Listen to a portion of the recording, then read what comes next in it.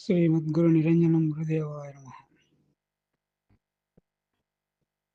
ఈరోజు వేమన పద్యము తత్వాన్వేషణ, తత్వమును గురించి విశదంగా చెప్తున్నాడు ఈ పద్యంలో. ఆ పద్యం ఏమిటిదంటే, తత్వమెరుగువాడు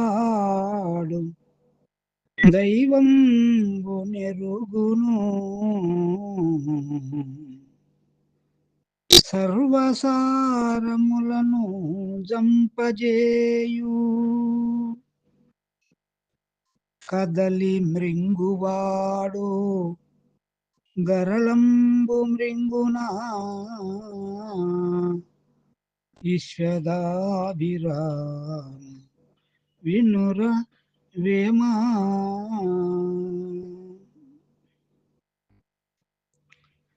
తత్వము, తత్వతతి, తత్వములు మన వేదాంత పరిభాషలో పంచవింశతి తత్వములు అని చెప్తారు. ఏమిటి ఆ పంచవింశతి? పంచవింశతి అంటే 25 తత్వములు.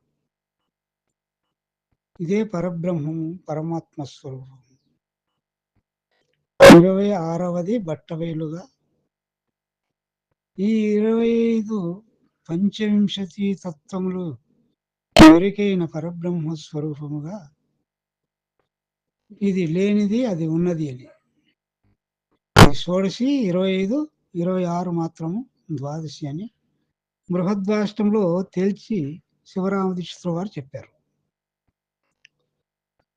పంచభూతములు, వాటిని విమర్శించినప్పుడు పంచభూతాలను ఆకాశతత్వములు, మనోబుద్ధి చిత్త అహంకార జ్ఞాత, వాయుతత్వములైనటువంటి పానాపాన వ్యాన సమాన ఉదాన అనేటువంటి పానము, అపానము, ఉదానము, వ్యానము, సమానము అనేటువంటి ఈ వాయువులని, ఈ వాయుతత్వాలని, అగ్నితత్వాలైనటువంటి శబ్ద అగ్నితత్వాలైన శ్రోత్రము, త్వక్కు, శ్రోత్రము, త్వక్కు,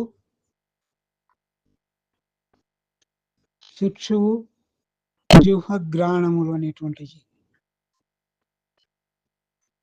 జలతత్వంలోనటువంటి శబ్దస్పర్శ రసరూపగంధాదులని, భూతత్వంలోని వాక్పాని పాద పాయుపస్తములని, 25 తత్వములని పెద్దలు చెప్తారు.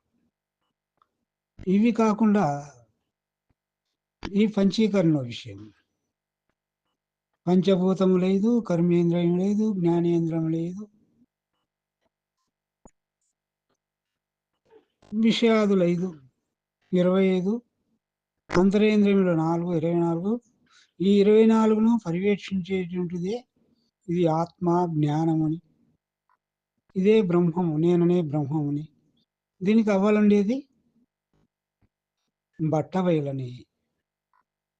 ఇవి కానిది, ఇవి లేనిది అని ఈ తత్వముల గురించి ఎవరైతే ఎరుగుతాడో, 25 తత్వములు ఎరిగేవాడు ఒకడు ఉండాలి కదా, వాడు దైవసముడు.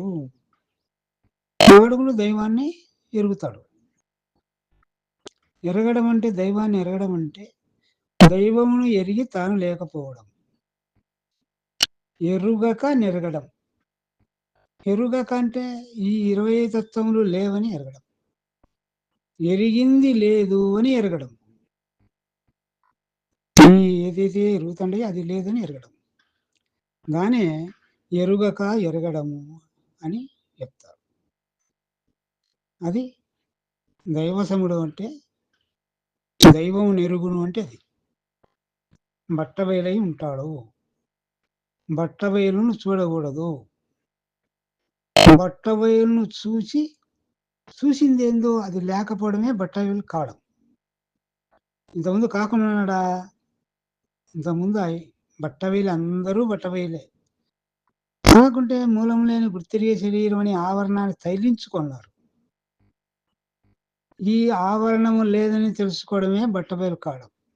బట్టబయలు ఎరగడమే బట్టబయలు కావడం.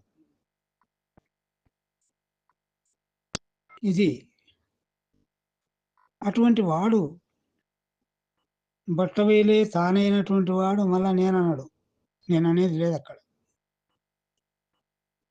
సర్వసారములను జంపజేయు సర్వసారములు, సర్వ సంకల్పములు, సర్వ సంశయములను లేకుండా చేసుకునేటువంటి వాడు. సంశయరహితమే బయలు. ఏ భ్రాంతికి లోనుగాడు. సర్వభ్రాంతులకు అతీతుడు. చంపజేయు అంటే చంపేయడం అంటే ముందుగా లేవని తెలుసుకునేవాడే. తాడియందు పాము లేదని తెలుసుకోవడమే. ఎండమావులో నీళ్లు లేవని తెలుసుకోవడమే. సర్వ సంశయములకు చంపుతాడు అంటే లేవు అని, భ్రమలకు లోనుగాడు అని. అటువంటి వాడు భ్రమలకు లోడు గాని అందరూ అయితారా? అందరూ దైవాన్ని ఎరుగుతారా? అందరూ తత్వాన్ని ఎరుగుతారా? ఎదగలే ఎరగలేరు. దైవం కాలేరు. అందుకే ఉపమానం చెప్పాడు. కదలి మింగువాడు గరళంబు మింగునా. కదలి అంటే అరటిపండు. అరటిపండు మింగేటువంటి వాడు గరళం అంటే విషం మింగుతాడా? వీడు మానవుడు కించజ్ఞత్వాది గుణములతో కలిగి ఒక దేహమే నేనని భావించుకునేటువంటి మానవుడు విషం మింగుతాడు, సత్తాడు.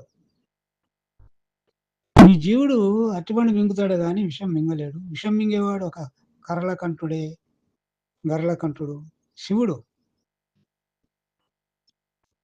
శివం శాశ్వతం అశివం నవిష్యతే. అభావం శివం అశివం నవిష్యతే. ఆయన చావును జయించినటువంటి వాడు. వీడు మానవుడు జయించలేడు. ఎవడైతే పరిపూర్ణుడో ఆయన ఆ చావును మింగడం అంటే లేకుండా చేయడం. చావు అనేది ఆయన దరిదాపులకు ఈ భ్రాంతి స్వరూపమని తెలుసుకోవడమే మింగడం. కాబట్టి ఈ ఉపమానం ద్వారా వీడు వాడు కాడు, వాడు వీడు కాడు, వాడేంటి అడ్డం లేదు అని ఒక భావాన్ని వేమన గారు చక్కగా దీంట్లో తెలియజేశారు.